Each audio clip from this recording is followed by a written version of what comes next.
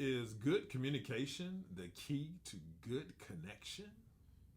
This is the Joyfully Married After podcast, episode 54.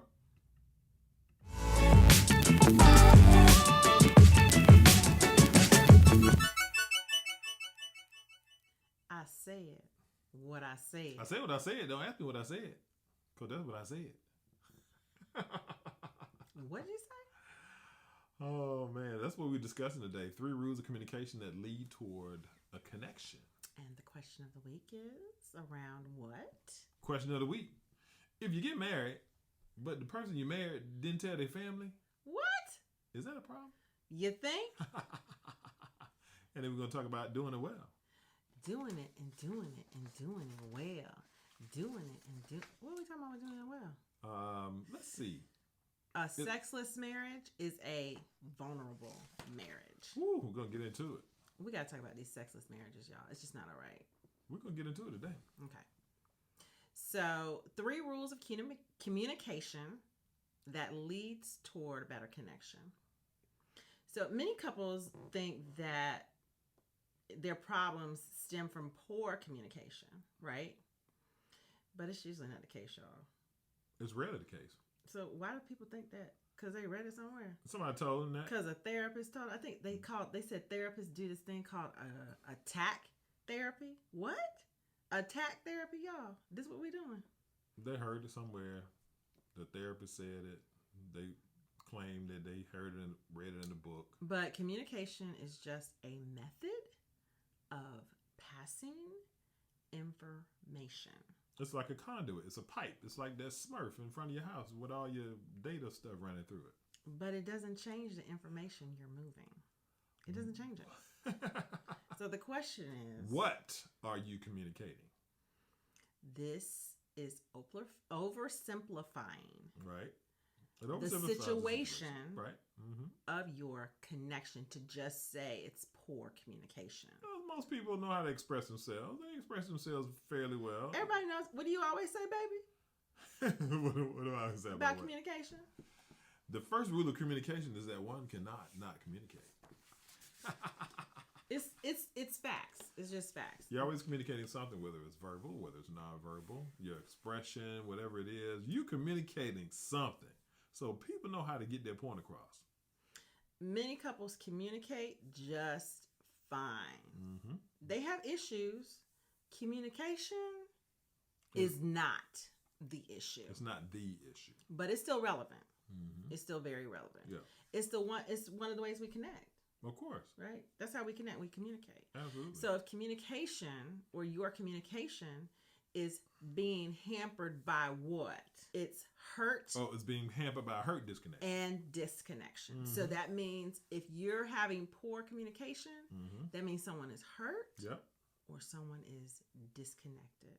Right. And so what happens is when that's the situation, communication can seem like that is the issue. Right, but it's not. But that's not what's happening. So what's actually happening, baby? You need to check the lens that you're seeing your partner through. And we talk about this in one of our courses. Is your partner sees you through a certain lens. But what we have a tendency to do when we communicate is just to look through our lens. Mm-hmm. I ain't concerned about his lens. What's my point of view? That's what I want to know. Right? The connection issue, the connection, is the issue. Mm-hmm. Mm-hmm. Not communication. I don't know how many times we've said this already in our 3-5 minutes. Mm-hmm. When we feel connection to someone, we're more willing to hear their point of view. Did you know that? So think about it like this. Like, that's my boo. My boo is talking. My boo is communicating to me. Let me see what they're talking about. So because we have a connection. So let's talk about. Let's talk about the people we don't know. Mm-hmm. Twitter. We don't know them people. Twitterverse. We don't know them people. What are they tweeting about? So what happens on Twitter? Everybody going in. There's just not any empathy. You don't care about their point of view. Sure. So that's one circle. Mm-hmm. The next circle is friends, associates, and coworkers. Okay. So you care a little bit about their point of view. Right. Their point of view, mammy smammy, okay, girl, you know. Okay, boss, Got you know. Got okay, it. Miss Thing from church. Got it. Whatever. You kind of go, okay, I got it. I'm listening. I got it. So then the next circle, your circle's getting smaller now, is your family, your mom, your dad, your brother, the close family, your children, your, people like that. You want to understand their point of view. Sure. And then the last circle is what? Your spouse. Yep. Your partner. Yep. Getting into the inner core. Your mate. So we most need to understand how the other looks at the world. Looking through their lens. Understand that about communication. If you are having a hard time, quote unquote, communicating, someone's hurt or disconnected. So you have to connect and look at their world through their eyes. Sure. So how do you do that? You gotta get into it. The first thing you gotta do is you gotta seek first to understand. Seek first to understand. This may seem obvious, but we don't do this, y'all. That's an old best practice, though. Seek first to understand. Seek to understand, not necessarily agree. History, assumptions, traveling. It shows you how things are seen differently. Look at how history has conspired. Look, when you go, visit different countries. Our son just got back from Europe, Spain, Morocco, and Portugal. And he saw things through a different lens. So then he understands, right? When he's home and he sees something about one of those countries, he understands it better because he's been there and he's seen it through their lens.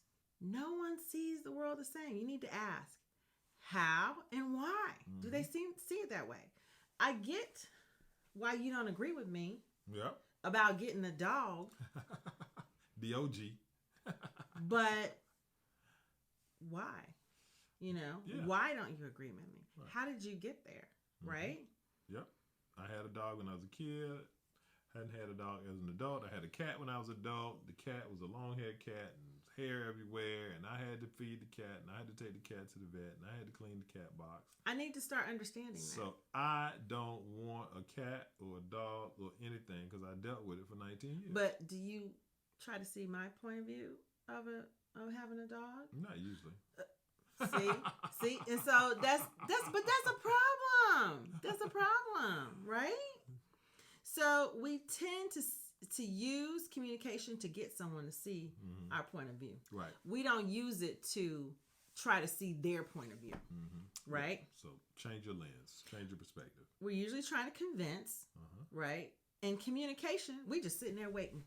All right, let them finish. I'm going to say something. All right, like double Dutch. You rocking back and forth. Okay, they almost finished. They almost finished. They okay. getting there. Now let me get mine. Boom.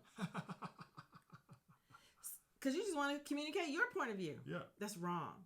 That is wrong. Sometimes you don't even wait to hear my point of view, baby. You just tell me yours. Oh, see, look at this. Like he never does that. And the reason why I brought up the dog situation is because that is a perfect example. Right? D-O-G. We want to communicate from our viewpoint, not from theirs. Right. So we're just sitting there waiting. Yeah, I'm listening. You're going to hear what I'm going to say. And so you're just trying to convince them. You call this communicating? This is not communicating. Yeah. So paradigm. I love this word. I love this word. I use that word a lot. This word means... What's your benchmark? What's your point of view? What's your experience with this particular subject matter? Because now what you're doing is you're trying to understand what is your lens? How did you get to the conclusion that you've drawn about whatever it is that we're talking about? What is your paradigm, your point of view? And the danger is that I have it right, which leads to you have it wrong. So ask to understand, then check to see if you understand. Right. Can you help me understand how you see it this way? Yeah. And then you follow up with, did I understand that correctly? Yeah. That's a great communication tool. We use that a lot in the sales world as well, right? And so when you're engaging with a customer, it's same as when your spouse. Right. Okay, I heard you say this. Okay, let me make sure that I heard that I'm understanding. What you said. Right. So then you give it back to them. Right. So now what I heard you say is this and this. and that led to your thinking about it in this way. Am I understanding that correctly? Yeah. Right. So you're validating what it is that you heard, and so it's very, very important in any relationship. Right. This is what I said. Okay. So you're trying not to over talk it. You're trying to listen. You're trying to put your paradigm to the side and hear it through their lens. So can you help me understand why a dog wouldn't, be an added kind of presence in the home? The kids are leaving the home. Mm-hmm. Can you help me understand why you don't want, maybe the hair? Maybe if I get a short-haired dog, will that help? I don't think so. But it's really because I think that we're going to a different phase of our lives, and even though the kids are leaving the house and the house is going to be a little quieter, you might be a little more lonely. You want a little more companionship in the house in conjunction with me. I can certainly see why you would say that, but from my perspective, it limits how flexible we can be as it relates to, hey, maybe taking a spontaneous trip, or maybe engaging with this or that, or maybe being out of town for a week might be a problem with the dog because now you have to figure out how to board it. Maybe the dog gets sick, and so now you have to have dog insurance, and so now there's extra funds, extra time, extra emotional energy spent on something that is not necessary for our lives. So I think I understand that you're saying that we don't need a dog because it's an extra added expense, and we want a little bit more freedom right now because we're in a different place in our lives. Mm-hmm. And you think a dog would hamper that. Is that what I think? Is that what you're saying? Is that what I'm hearing correctly? Yes, in conjunction with the fact that I think it has more downsides than upsides. Okay, I understand. So what you heard there was seeking to understand. He understood me and why I want a dog. Mm-hmm. And I understood him as to why he did not want a dog. Mm-hmm. So it's communication. I'm not trying to convince him to get a dog, nor is he trying to convince me not to get a dog. Mm-hmm. It's just, this is where we are right now. Mm-hmm. And we understand one another around that right now. Mm-hmm. And that's what communication is. Yes. So the next thing you want to do is focus on the perspective of your partner. Yes. You want to develop an empathy around their perspective. It's all about empathy. When you focus on turning their perspective, mm-hmm. I'm sorry, mm-hmm. that is manipulation. Correct. Okay. Yes. That is going to disconnect you. Yes, yes, but the empathy is really putting yourself in their position, and this is a this is the important thing in any relationship as well, right? Having empathy about someone else's feelings. You're mm-hmm. in this relationship. You want to understand what it is that they're feeling, how they think about this particular subject, and it's all about getting into their mind, getting into their paradigm, getting into their perspective on whatever it is that you're talking about. So empathy is a big key. So when I focus on his perspective of not having a dog, mm-hmm. I empathize with him, one, not wanting to raise an animal, fall in love with an animal again and lose an animal again. Mm-hmm. I empathize with, once he comes home from work and he's been working, he doesn't really want to deal with another responsibility, mm-hmm. especially if we're empty nesting and getting to that point. He really wants to spend more time with me. Yes. I empathize with those things, and he empathizes that you love doggies, and that you like to have a little doggy. And I am gone all day, and I do travel occasionally with my daytime job, and it would be great for you to have a little doggy and companion, as well as maybe some added security in the house. This moves you to a deeper connection when you get to a point where, okay, he gets it. Mm-hmm. He said everything that I feel. And then the third thing you want to do is admit any difficulty in understanding. Right. You right. know. Do I have any understanding? Do I have a complete understanding as to why you want a dog? Why you're thinking about it in the way that you're thinking about it? Or just admit that, I don't understand. Mm-hmm. And what you're saying is, I'm not perfect. Mm-hmm. That I understand that there might be things about your want, your need, mm-hmm. that I just don't get. Right. And I need you to help me understand that. So you need to explain to the person, mm-hmm. I admit I'm not perfect. Mm-hmm. And I'm not going to make any assumptions about the way you feel about the situation. Sure. And it helps you establish another connection. Yes. A deeper connection. You never want to assume that that you understood their viewpoint. Mm-hmm. You don't want to assume any of that. Right. Right. Right? Yeah. So I think what we want to communicate here is that it's not about you have poor communication. It's about having empathy, looking through the lens of your partner, accepting that you might not agree. Yes. But also verbalizing and explaining that you understand their point of view. Absolutely. And they understand yours. And what you do is you remove the hurt and you remove the disconnection. Therefore, communication improves. You get the communication and the connections. I like it. Woo, yes. Hey guys. Okay, question of the week. The question of the week. This is a new one. This is from a Facebook group, I believe. It says, "Hey, if you're married and your spouse doesn't tell his family, what does that mean for your relationship?" Wait. If you're married... Let me read it again. Hey. And your spouse... Wait. I'm going to read it again. Okay. Hey, if you're married and your spouse doesn't tell his family, what does that mean for your relationship? Don't laugh. What's the reason... Okay, wait. I got it. Okay. So let me go from a positive point of view. Okay, positivity. Your spouse may know his family is whack. That's number one. Okay, I like that. And he is protecting the union. Okay. What's another one? Your spouse is whack. Okay. And doesn't want to let your family know that he is married. That's the problem. Let his family know. Let his family know that he is married. Yeah. I don't understand that one. Okay. But I do understand that if his family is whack, right, he don't want you in that mess. Yeah. I understand that one. What about you? Yeah, I'm not sure if I understand it. I understand it. There's some whack families out there. That I'm not debating.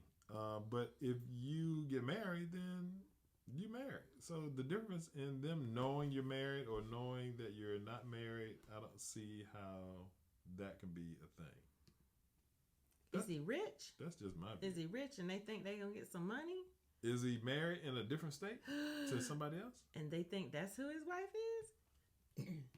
It's a lot, girl. Is he a polygamist?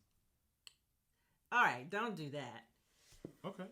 Well, I mean, technically, if you're married in another state to somebody else, and you're married, that's to not this what. person, But that's not what she said. She said, sorry, that's not the question. She said that he said your family doesn't know. She didn't say friends. If you're married and your spouse doesn't tell his family, he didn't say his friends. He said his because he knows his family is whack. He said, "What does that mean for your relationship?" Okay, I don't. If you don't see any changes in your relationship, if he doesn't treat you differently, if he's not hiding you from everybody in his life, I don't see any red flags. So you're saying that if he's not hiding it from anybody else, but he is hiding it from his family, then maybe it could be to your first hypothesis that his family is just like really wacky and he's just trying to spare you and spare the relationship from that added wackiness. That could be an answer. But my other question is, has he ever explained to you why?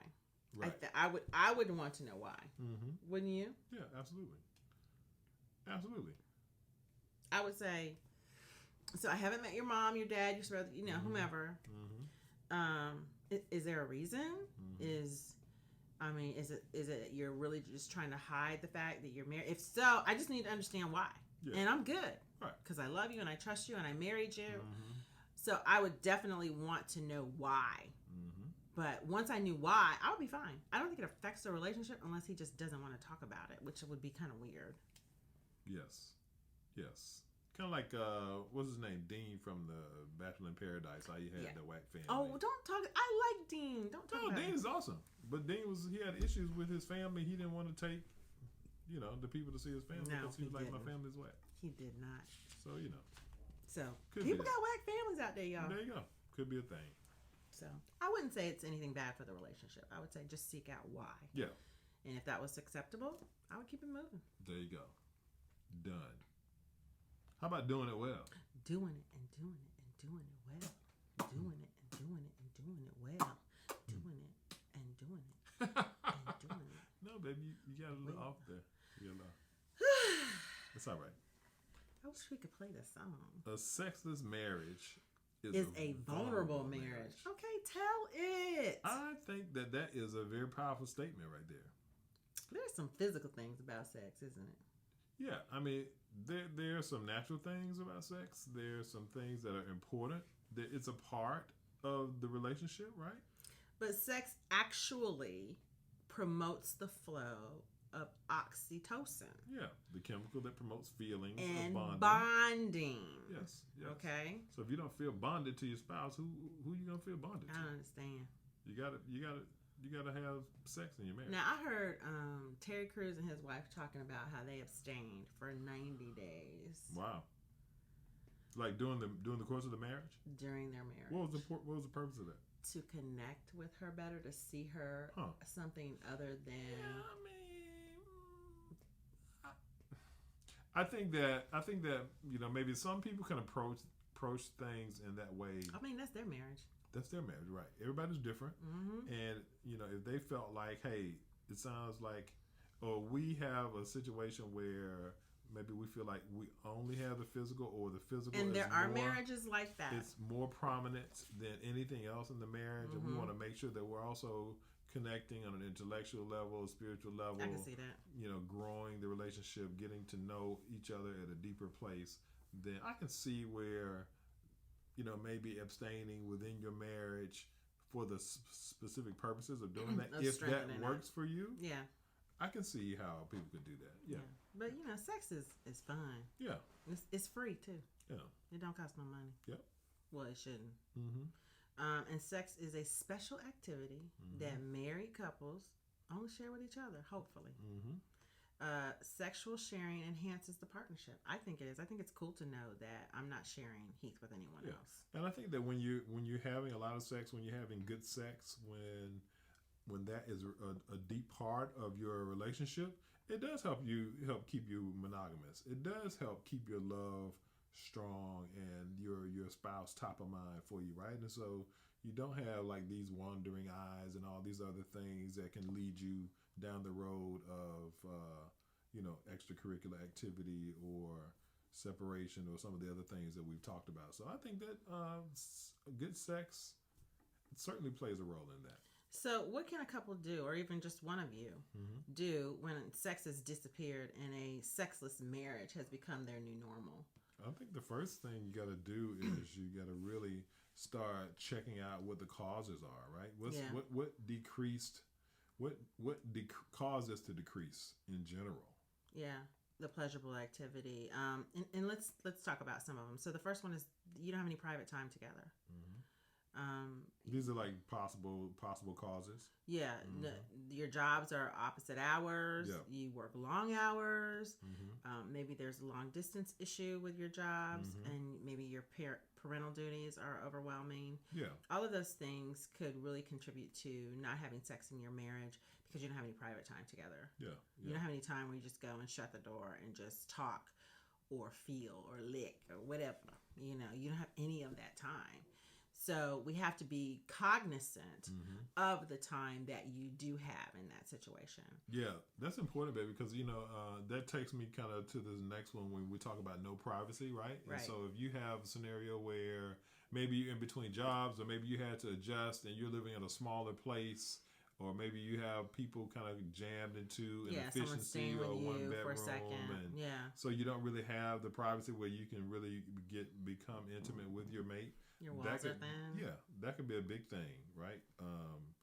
New people in the home, new babies. New babies do it. New babies do this all the time because the mom is so concerned about the baby, or even young babies. The mom is so concerned about one of the kids needing something while you're being intimate. Don't do it. So it's just tough. You've really got to be cognizant of your privacy and carve out moments of privacy. Yep. Don't let the kids stay up past 8. There's no reason. They really need their rest. Put them behind the bed. Put them in the bed. Put them in the crib, put them in the bassinet, put them wherever they need to be. And if you got family members staying with you temporarily or for an extended period of time, and they're staying there for monetary reasons, TikTok. It's like you gotta let's get a game plan together, or take time out and go stay, in a little hotel or something for a few hours. You really got to carve out that privacy. Lots of ways to approach it. Another one is no motivation. Yep. Something's going on with the past, some traumatic memories that are painful. Mental health issues. Yeah. So they can cause them not to enjoy it. Yeah, sometimes women have painful intercourse, and that would move you to not wanting to have sex. So that's something that needs to be addressed by a physician, and you need to do this together. And that person whoever's having issues needs to address that with their partner and say, "Hey, look, this is not working for me," or I was molested as a child over and over, and when we are in this certain kind of place, I'm just not there every now and then. And as a partner, you need to understand that and help your partner work through that. But that could be another reason contributing to your sexless marriage. Yeah, it could be. Another thing that happens is that people get older, right? The age, you've been with somebody for a long time, the familiarity of it, those kinds of things. I think we talked about it on one of the recent podcasts around maybe scheduling time. Yeah, I think scheduling time for sex is a good remedy to this issue of a sexless marriage. Age and familiarity, it'll decrease your level of sexual interest in your partner. It's just natural. You're used to one another. You know what's gonna happen. You know which way you're gonna flip you. You know what's going. You know how long it's gonna take. You know all these things. Yeah. So what you have to do is schedule, and then like we said earlier, in I think it was episode 52, and when you schedule, change location, change position, change day, night, indoor, outdoor, costumes, whatever. Change the routine. That's how you remedy your age and family. Now, age is another thing. I think men's testosterone or something decreases with age. That definitely happens. And so they may need to supplement, or not the blue pill, y'all. That's not what we're saying. But supplement. Make sure they're eating well. Make sure they're exercising. Get your exercise game up. Have the conversation with your doctor. Exactly, and focus on it. There's nothing wrong with that. Right. Absolutely. What else, baby? No one's taking responsibility for initiating. I understand this one. Fear of rejection, and no one's really holding the other accountable for asking for it. So you just get to a point where you're like, well, I thought it was gonna happen tonight. It didn't happen. Well, maybe the weekend. And then you just look up and you ain't had sex in 6 months. Well, this is happening. I got sick. Right. Oh, this is going on. So you really need to take a look, have a conversation, and another remedy for this may be scheduling. Yeah. Okay. And another thing that can happen is, there's some biological things that are happening, right? People could be sick, have some kind of illness that's impacting their libido, what have you. Maybe and the drugs that they're taking. Maybe there's drugs, right? Prescription drugs. Maybe there's some depression. Right. That's really driving the libido low. Whatever it is. So you have to make sure that you're being cognizant of all these things. And so all of these things can contribute to a sexless marriage. And so the idea is take these things on by the horn, address them, talk about them, carve out time, make it a priority, talk with a doctor if you need to, get creative if you need to, stay in a hotel if you need to, get some physical help if you need to, exercise if you need to, whatever it is that's appropriate for your situation. Approach it and see if you can turn that thing around, because that will really make your relationship better and longer and stronger and keep you going down the right road. Thanks, guys. Okay, guys, we appreciate it. Make sure you stay connected. Stay connected to God, stay connected to your family, and stay connected to your spouse. Or your significant other. Okay, we love you guys. Take care. Bye, HeathandTracy.com.